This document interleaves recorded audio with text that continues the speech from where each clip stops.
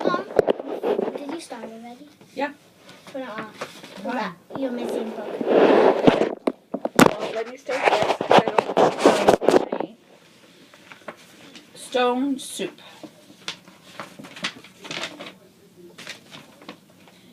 Three months, Hawk, Lock, and Sue traveled along a mountain road.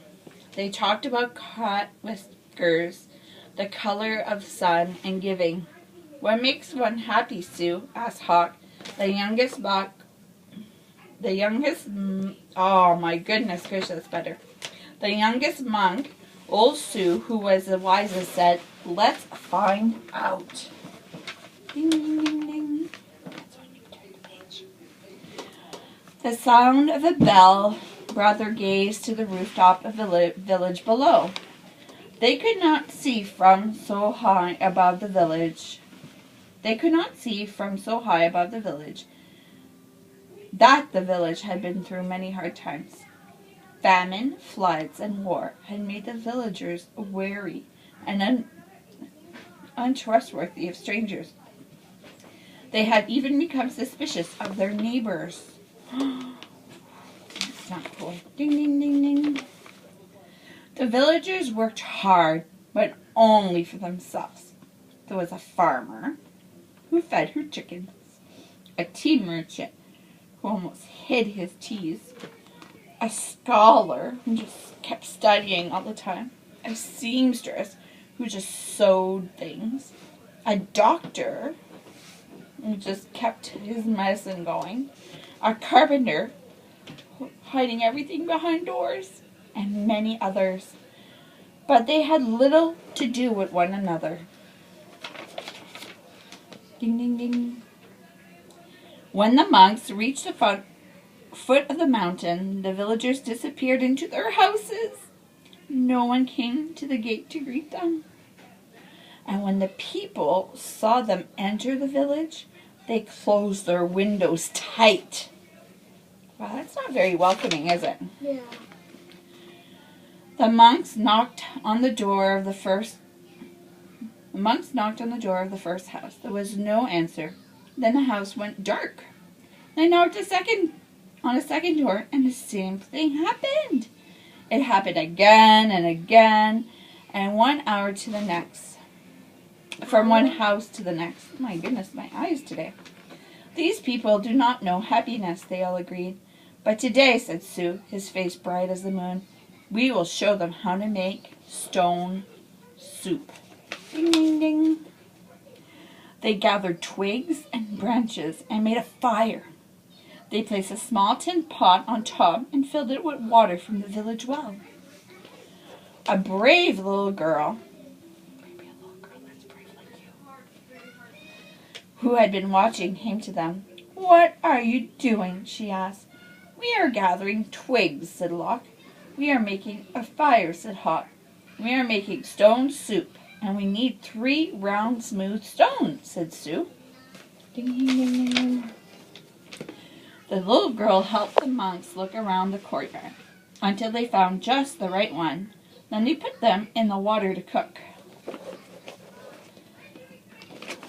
These stones will make excellent soup, said Sue, but this very small pot won't make much, I'm afraid. My mother has a bigger pot, said the girl. That's a big pot. It is a huge pot, isn't it? It's almost as tall as her when she's rolling it down. Yeah. The little girl ran home. As she started to take a pot, her mother asked what she was doing. Which one's a mother, do you think? Maybe that, yeah. The 3 strangers are making soup from stones, she said. They need our biggest pot. Said the girl's mother. Stones are easy to come by. I'd like to learn how to do that. And look, people are looking out their windows. It must mean they opened them instead of having them shut tight. The monks poked the coals. As smoke drifted up, the neighbors peered out from their windows. The fire in the large pot in the middle of the village was a true curiosity. One by one, the people of the village came out to see just what this stone soup was.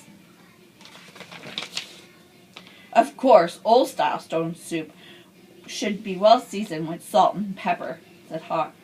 That is true, said Lock, as he stirred the giant pot filled with water and stones. But we have none.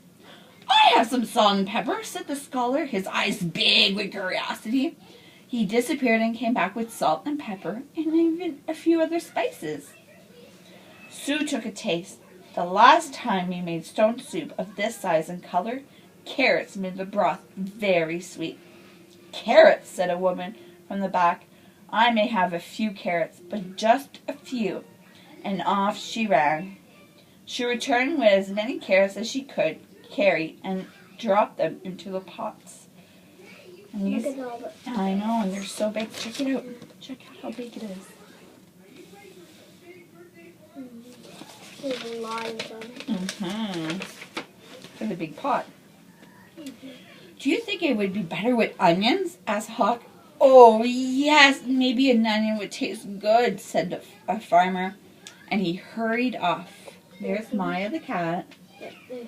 Oh, yes, maybe an onion would taste good, said a farmer.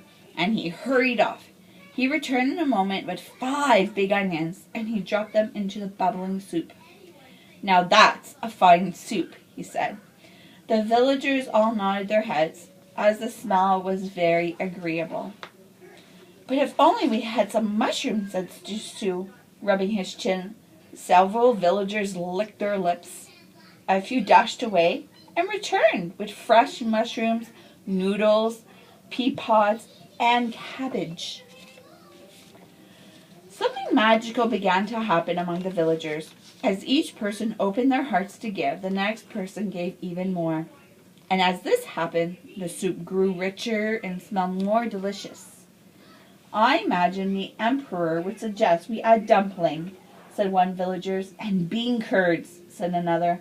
What about cloud ear and mug beans and yam, cried some others. And taro roots and winter melons and baby corn, cried other villagers. Garlic, ginger roots, soy sauce, lily buds. I have some, people cried out, and off they ran, returning with all they could carry. The monks stirred and the pot bubbled. How good it smelled! How good it would taste! How giving the villagers had become! Ding, ding, ding, ding. Ding, ding, ding. At last the soup was ready. The villagers gathered together. They brought rice and steamed buns. They brought leeches, nuts, and sweet cakes. They brought tea to drink, and they lit lanterns. Everyone sat down to eat. They had not been together for a feast like this for as long as anyone could remember. Mine smells like the cat thingy. Oh, does it? After the banquet, they told stories, sang songs, and celebrated long into the night. That would be fun.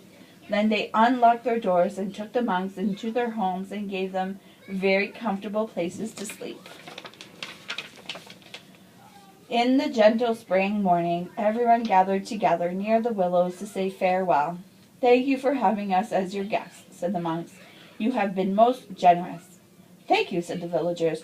With the gifts you have given, we will always have plenty. You have shown us that sharing makes us all richer. And to think, said the monks, to be happy is as simple as making stone soup. The end.